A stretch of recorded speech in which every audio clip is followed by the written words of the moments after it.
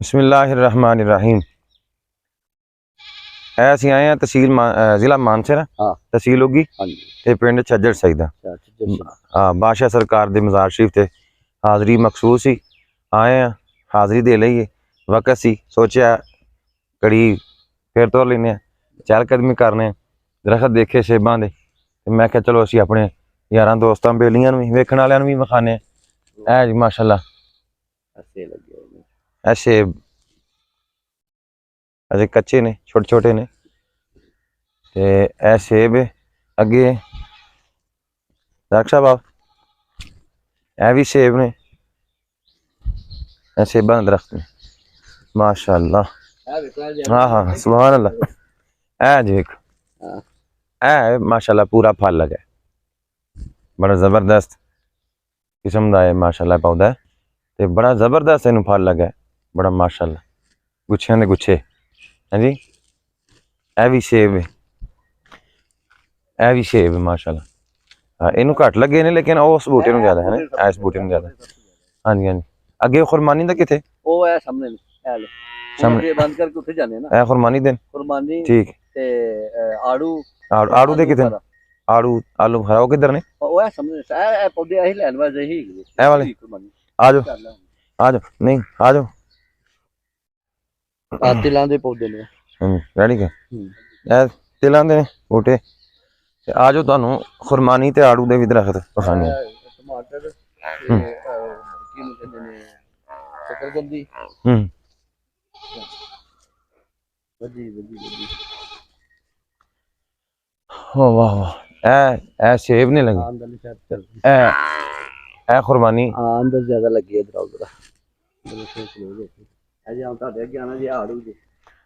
वाह जी वाह। ए जी आड़ू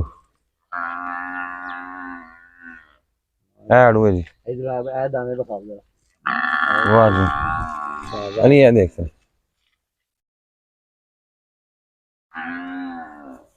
वाह जी वाह माशाल्लाह माशाल्लाह आड़ू। आ जाओ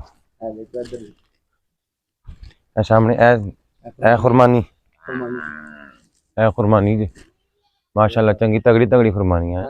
ए दो किसे एक गिलगित तो बगले ने दरख्त ले दे ए भी हां जी ए भी खुरमानी हां जी ए छोटी खुरमानी देसी। अच्छा अच्छा ए छोटी ना छोटी ए बड़ी खुरमानी ए बड़ी ते ए छोटी खुरमानी ए जड़ी देसी ओ ओनु ये फल लगे बच्चे ला के लेके अच्छा अच्छा ठीक है जबरदस्त। तानू ऐसा से खाना के खट्टी है खुरमानी आगे से बड़े वाली एक लाख है हां तो पीस लाइए। हां जी लाओ है अली मैंने फाड़ा तो ला दो अली फल दे चंगा सेहतमंद हो खट्टा सामने ही खट्टा घट हो अली साहब कुर्बानी ला रहे ने।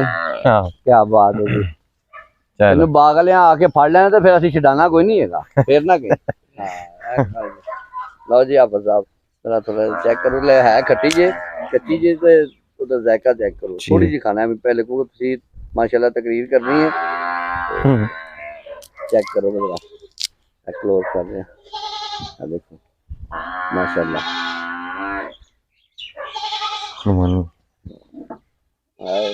तारी साहब खुरमानी नोश कर रहे है खट्टी है बड़ी खट्टी बहुत खट्टी है कच्ची है ना एक महीने में पकनी है असि खादी दो खा गए असि ना खा बहुत खट्टी हां गला खराब कर देना ले ले आओ बुला दो